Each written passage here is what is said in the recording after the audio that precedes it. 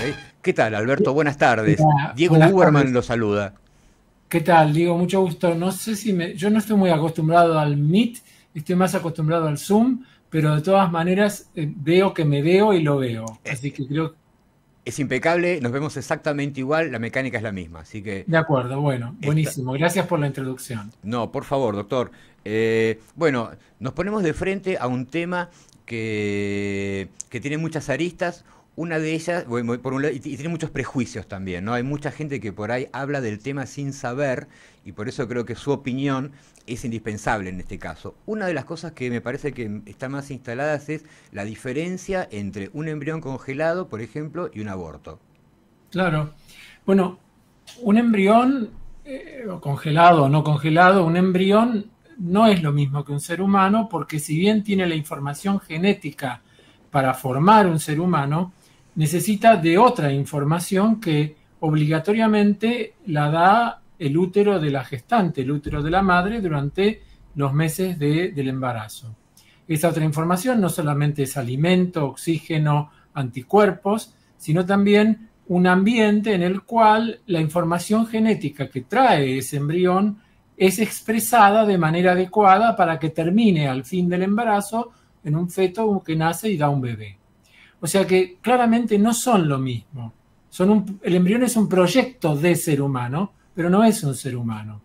Por lo tanto, digamos, si hubiera que descartarlo, que eso es un problema que tiene que ver en todo caso con la voluntad de los que crearon ese embrión a través de la fecundación asistida, el problema es mucho menor que el del aborto, porque en el aborto ya el embrión se encuentra dentro del útero de la gestante y hay una ley en la Argentina que permite el aborto con un cierto límite temporal de gestación, no en cualquier momento, sino hasta un cierto límite. Por lo tanto, ese embrión congelado está muy por debajo de ese límite y no va a llegar nunca a ese límite a menos que se lo reimplantara.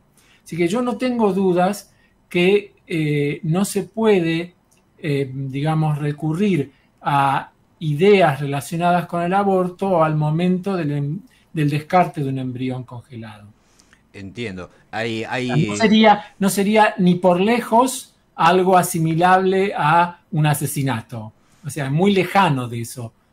No sé si me explico Sí, bien. sí, sí, claramente. Estamos hablando, digamos, de una célula masculina, una célula femenina, pero hasta que esto no funcione como una unidad biológica dentro de un cuerpo, no hay ni siquiera la chance de que esto sea un ser vivo. No, porque somos mamíferos placentarios y obligatoriamente nuestro desarrollo embrionario es intrauterino. No sería así en otros, qué sé yo, los ornitorrincos, por ejemplo, que también son mamíferos porque tienen pelo y fabrican leche, no cabrían en esta técnica porque ponen huevos. Entonces ya todo el desarrollo es extra el cuerpo de la madre. Pero no, en los mamíferos placentarios el desarrollo es, en el caso de los humanos, durante 9 meses dentro del cuerpo de la madre. Me imagino que este debate que de alguna manera involucra la ética de los procedimientos científicos en general no es un tema puramente argentino, debe haber alguna clase de No, consenso en el no, mundo. no. Incluso hay una ley, un proyecto de ley que presentó la diputada Mara Brauer y con el asesoramiento de la jurista experta en temas de familia y de reproducción, Marisa Herrera, que me consultaron a mí en su debido momento y que lo había también impulsado el diputado Daniel Filmus cuando era diputado, ahora es ministro, que reglamenta el tema de los embriones, donde en ciertas condiciones es legal, según ese proyecto de ley, descartarlos, porque la verdad sea dicha que tampoco tiene mucho sentido guardarlos durante mucho tiempo si no hay voluntad de paternidad de quienes los generaron.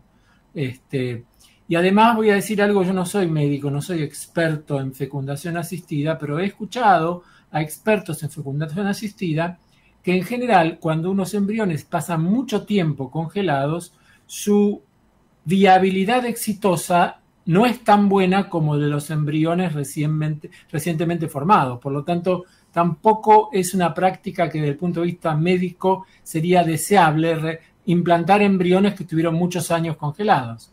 Alberto, ¿tiene idea en otros países del mundo cuál es la posición que tienen o Yo cómo creo que se no, maneja?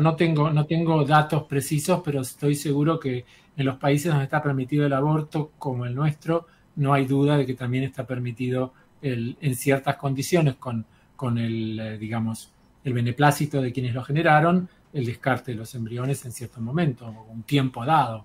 O sea, no es una cosa, no es novedosa. A mí lo que me da temor es que esta postura de la Corte de poner en duda la posibilidad del descarte no se restrinja a la voluntad de los donantes de las gametas, sino que pretenda ser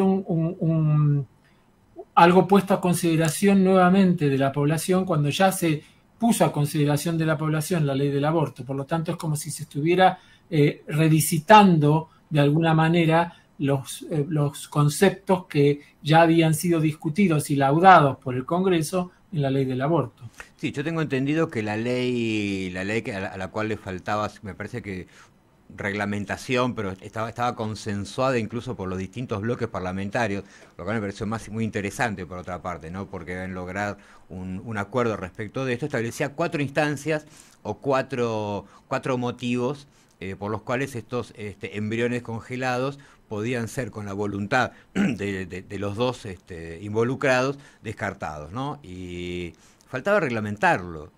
Y de repente Sí, se vuelve a instalar el tema y no está del todo claro por qué, ¿no? Si estamos todos de sí, acuerdo. para mí tiene un trasfondo político ideológico de la Corte y no me quiero meter mucho en eso, pero no me gusta que se vuelva a abrir la caja de Pandora de una discusión que ya llevó muchas manifestaciones, muchas luchas, muchas discusiones en el Senado y en la Cámara de Diputados. De hecho, yo testifiqué en ambas cámaras y que ahora vuelva a aparecer como si hubiera nuevos elementos. No, no hay nuevos elementos. Y ahora quiero apartarme un poquito de esto para decirle que ¿cuál sería el peligro, por ejemplo, hagamos ciencia ficción, de que ese embrión se reimplantara en un útero de una persona que no son ni la madre ni alguien relacionado con el padre biológico?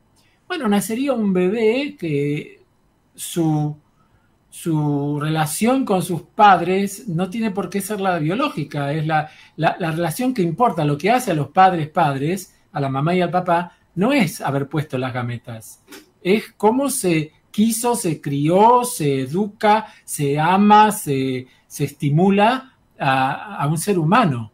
Entonces, yo particularmente creo que la función de padre y madre es lo que hace al padre y a la madre y no el haber puesto las gametas. Por lo tanto, si quisieran reimplantar eso en otra mujer, sería otro ser humano cuando nazca, no sería el hijo de estos dos que donaron sus gametas. Bueno, Porque, sí, de hecho está lleno de casos cotidianos, desde la subrogación sí, hasta personas de repente que consiguen la donación de la gameta que le falta, sea masculino o femenino, gestan ellos mismos o incluso, digamos, realizan la gestación en un tercer cuerpo sí, y, sí, hay todo y es algo tipo cotidiano, digamos, ¿no? hay todo tipo de soluciones biológicas, pero la solución humana es la de los que van a criar y cuidar y amar y proteger y vestir y educar a ese bebé. Lo llevo un poco más allá, si me lo permite, aprovechando que usted es una persona acostumbrada a pensar y a escribir sobre los alcances y los significados de la ciencia. Digo, ¿sería viable, por ejemplo, aprovechar esos embriones para, por ejemplo, el estudio de enfermedades como la esclerosis lateral amiotrófica o el Alzheimer o el cáncer? Sí, hay muchos protocolos de investigación que podrían hacer uso de embriones, pero también hoy en día hay métodos que permiten utilizar células que no son embrionarias y convertirlas como si fueran embrionarias. Eso se llama eh, convertir células que no son pluripotentes en pluripotentes. Y entonces, en cierta medida, no es tan imprescindible recurrir a embriones reales, sino que se puede recurrir a embriones reales por este tipo de tecnología.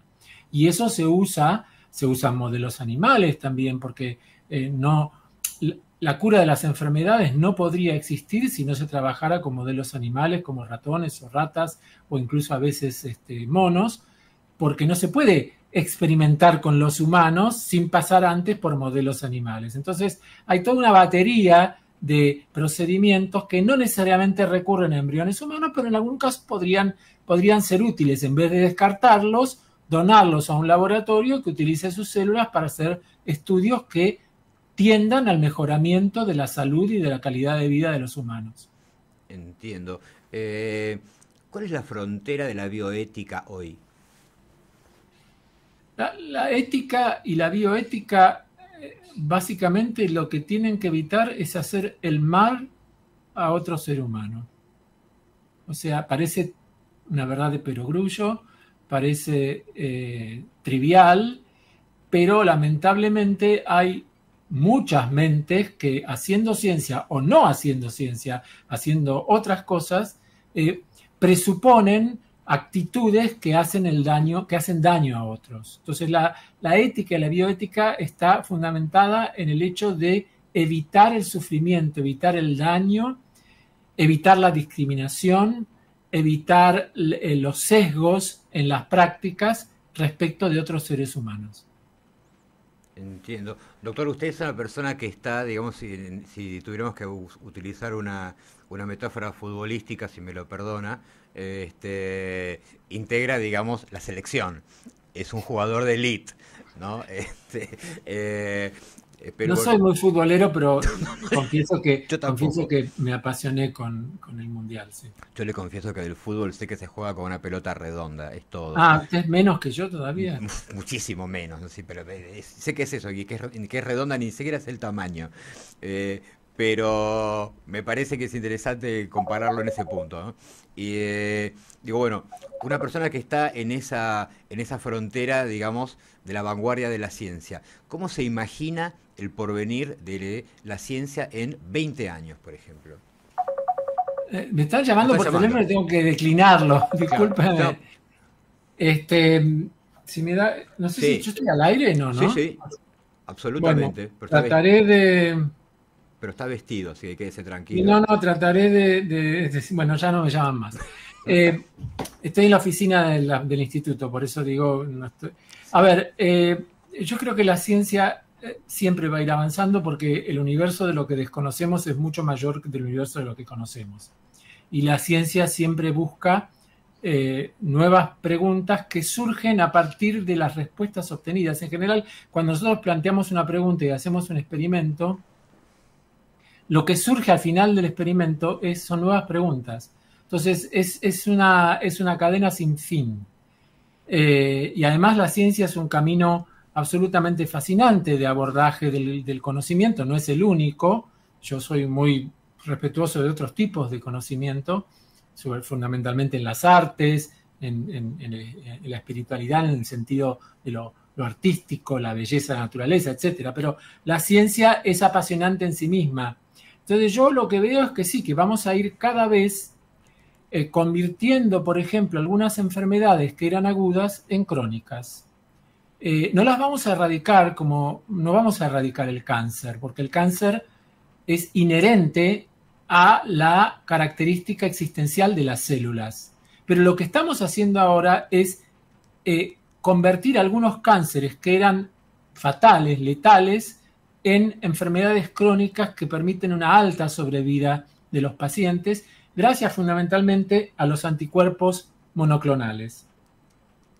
Entonces, creo que la ciencia va a ir avanzando en estos términos, pero los límites éticos que usted mencionó antes, para mí tienen que ver, yo personalmente no estaría de acuerdo en modificar el genoma de los humanos a medida, a piacere,